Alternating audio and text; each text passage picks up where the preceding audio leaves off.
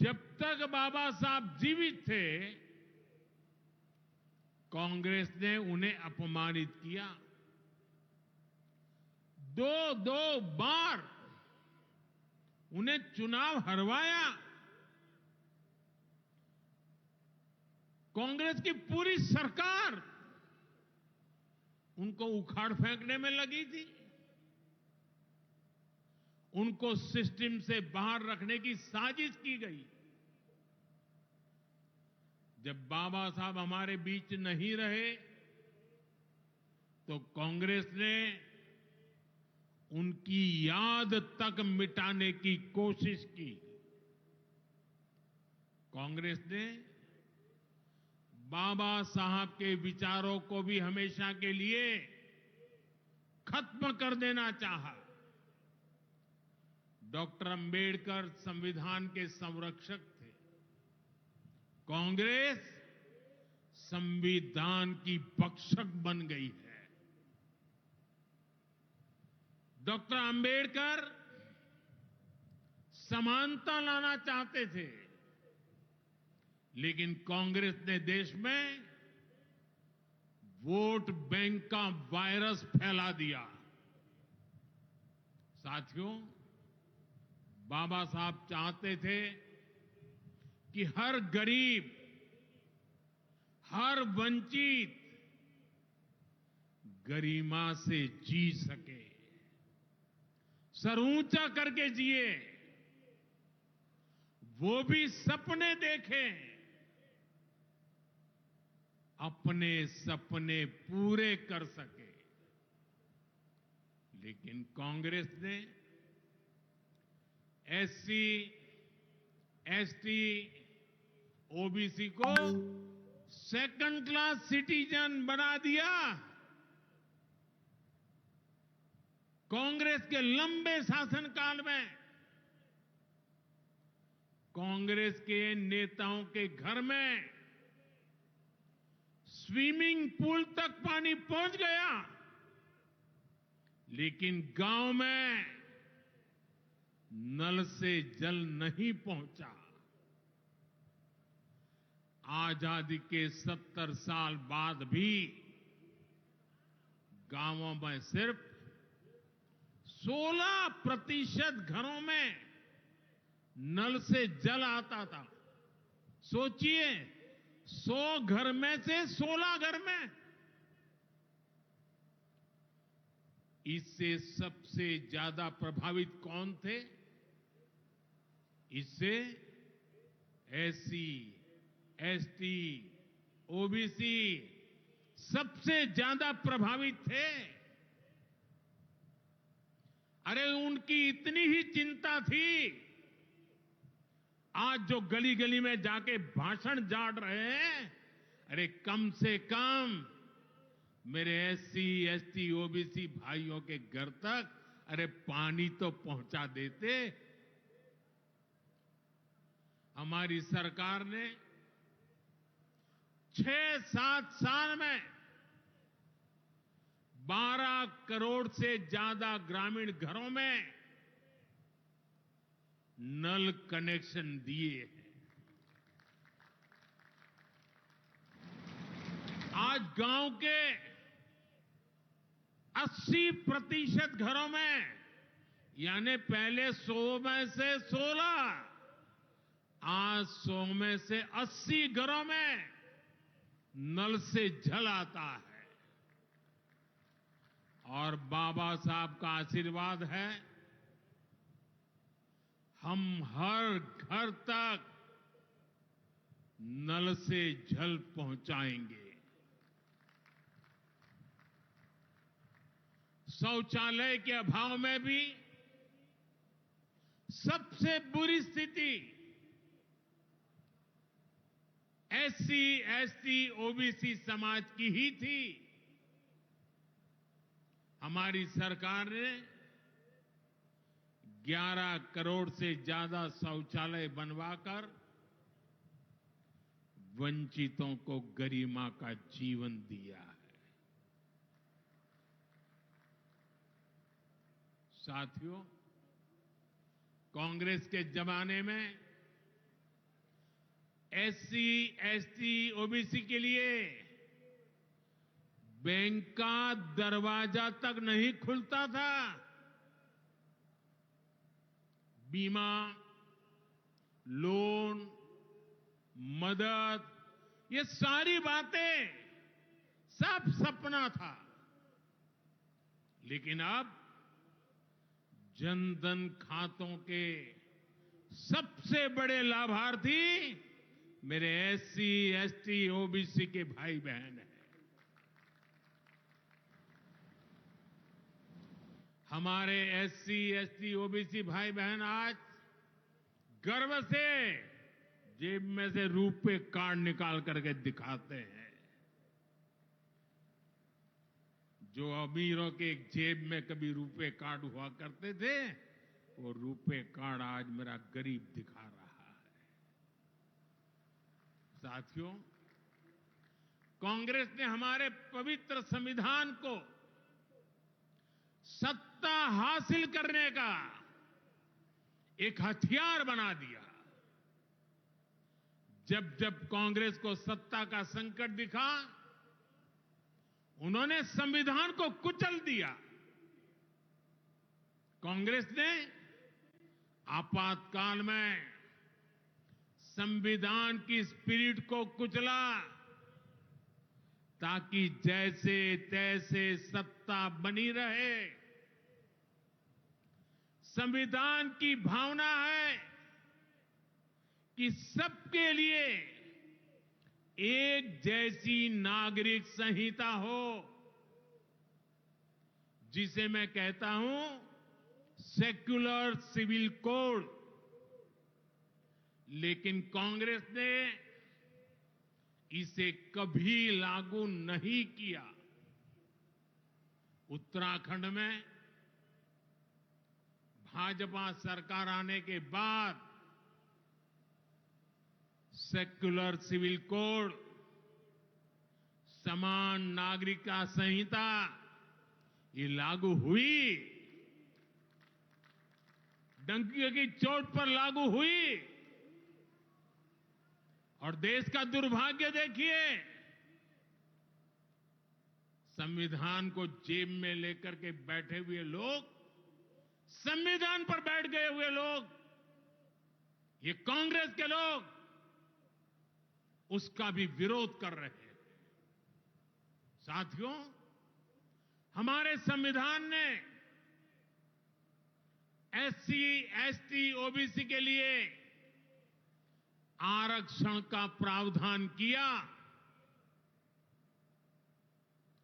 लेकिन कांग्रेस ने उनको आरक्षण पहुंचा कि नहीं पहुंचा, उनके बच्चों को शिक्षा के लिए सुविधाएं प्रारंभ मिलना शुरू हुआ कि नहीं हुआ, एससी, एसटी, ओबीसी के कोई व्यक्ति अधिकार से वंचित तो नहीं रह गए, उसकी कभी परवाह नहीं की।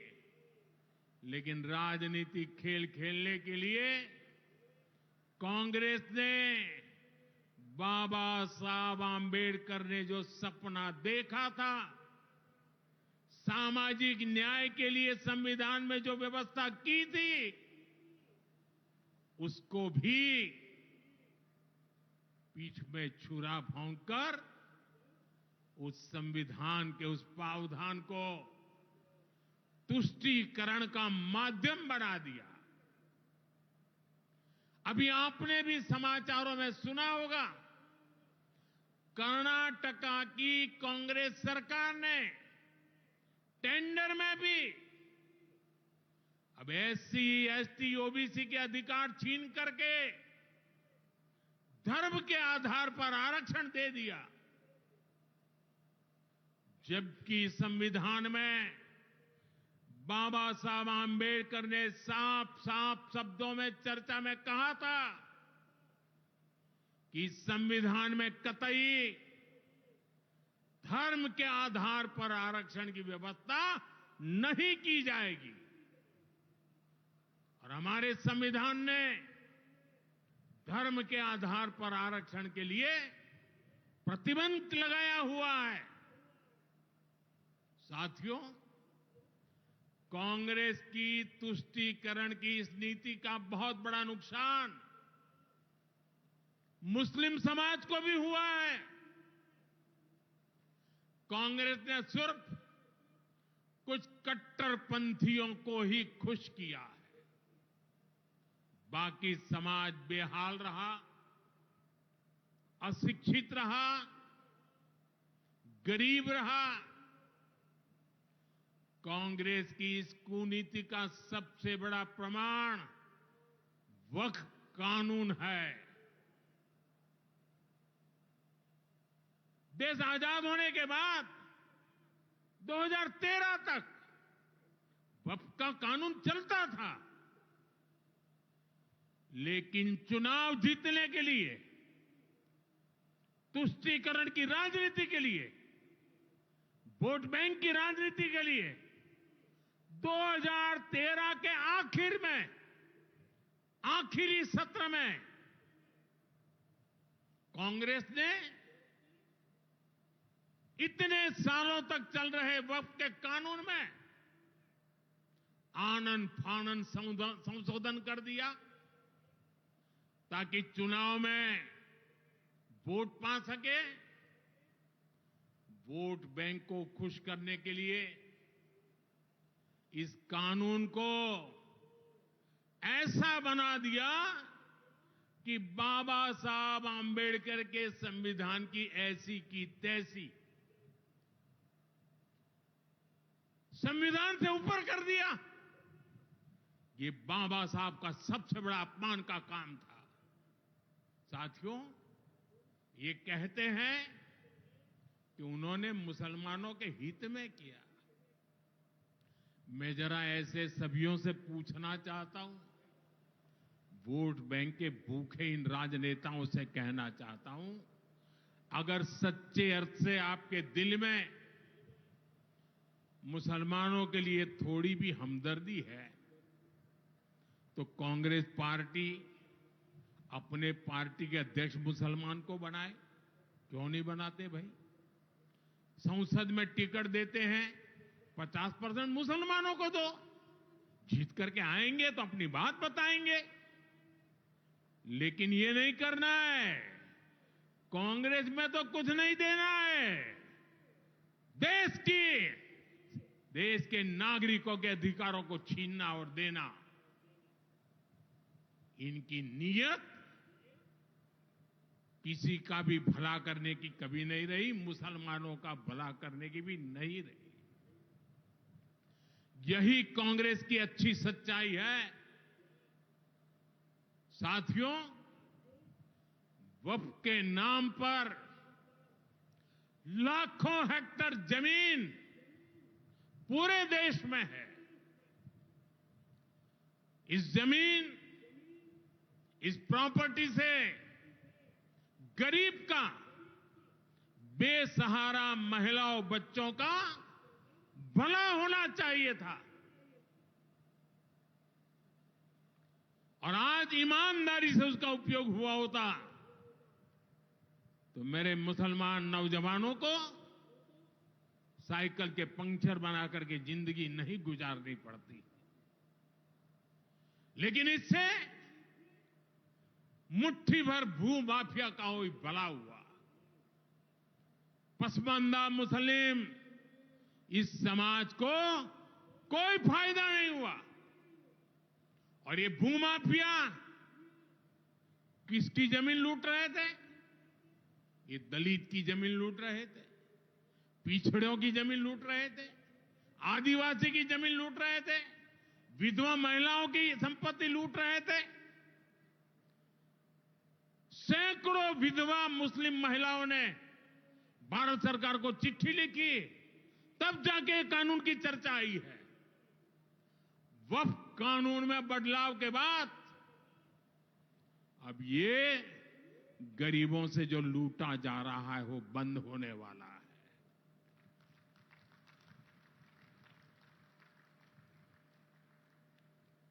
और सबसे बड़ी बात, हमने एक बहुत बड़ा जिम्मेदारीपूर्ण महत्वपूर्ण काम किया है। हमने इस वक्फ कानून में एक और प्रावधान किया है। अब नए कानून के तहत, वक्फ के कानून के तहत किसी भी आदिवासी की जमीन को हिंदुस्तान के किसी भी कोने में आदिवासी की जमीन को, उसके घर को, उसकी संपत्ति को ये वक्फ बोर्ड हाथ भी नहीं लगा पाएगा। ये आदिवासी के हितों की रक्षा करने का, संविधान की मर्यादाओं का पालन करने का हमने बहुत बड़ा काम किया है। नए प्रावधानों से वक्फ की भी पवित्र भावना का सम्मान होगा।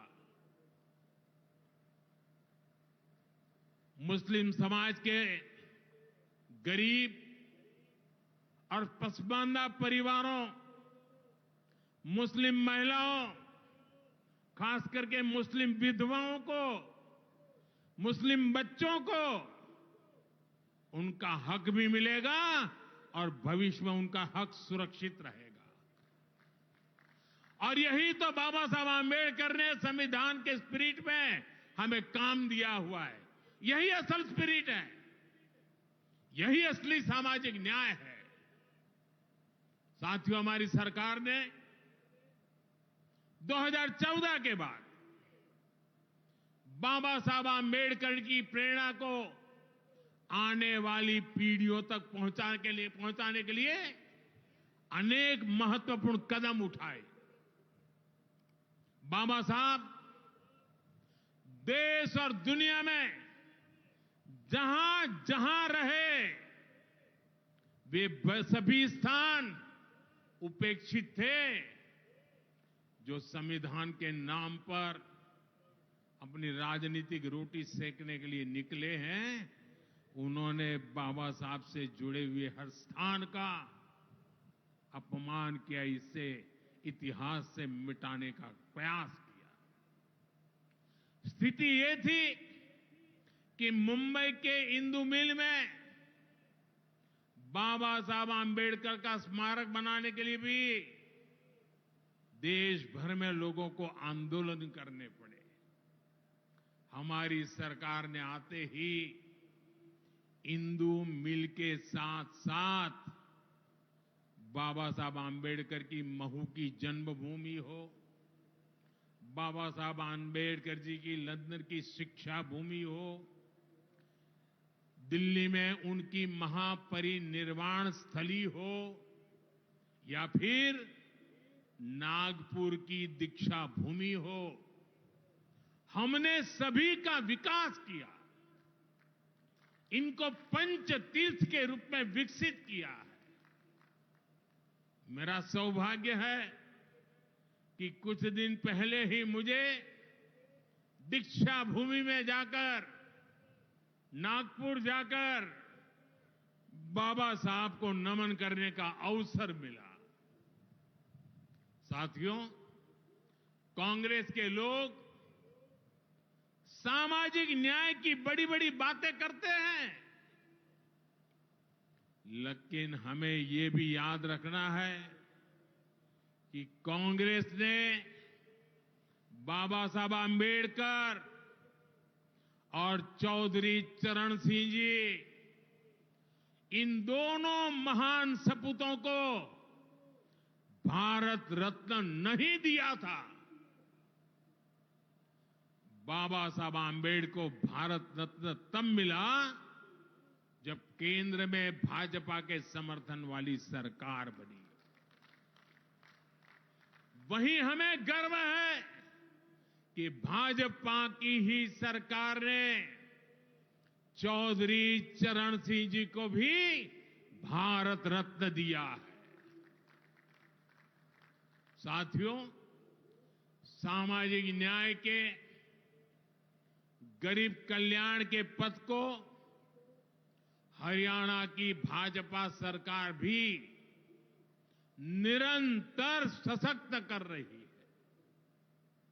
सरकारी नौकरियां की भी हरियाणा में क्या हालत थी, आप सबको पता है। यूं किया करते,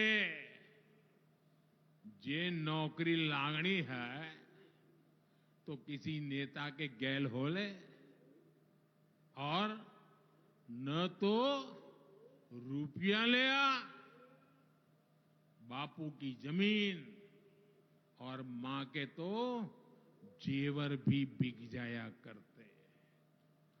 मुझे खुशी है कि नायब सिंह सैनी जी की सरकार ने कांग्रेस की इस बीमारी का इलाज कर दिया।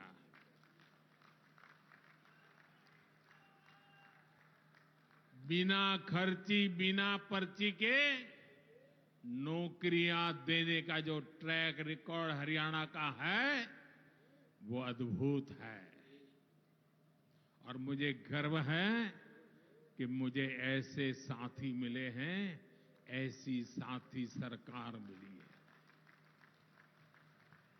यहां के 25,000 नौजवानों को सरकारी नौकरी ना मिले, इसके लिए कांग्रेस ने एड़ी चोटी का जोर लगा दिया था।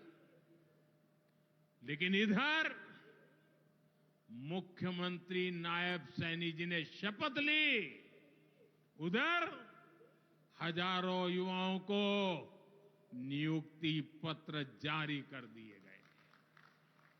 यह है भाजपा का, सरकार का सुशासन। और अच्छा यह है कि नायब सिंह सैनी जी की सरकार आने वाले वर्षों में हजारों नई नौकरियों का रोड मैप बना करके चल रही है। साथियों, हरियाणा वो प्रदेश है जहां बहुत बड़ी संख्या में युवा सेना में जाकर देश की सेवा करते हैं। कांग्रेस ने तो वन रैंक वन पेंशन को लेकर भी दशकों तक धोखा ही दिया। ये हमारी सरकार है जिसने वन रैंक वन पेंशन योजना लागू की। अब तक हरियाणा के पूर्व फौजियों को भी ओआरओपी के वन रैंक वन पेंशन के 13,500 करोड़ रुपए, 13,500 करोड़ रुपए दिए जा चुके हैं।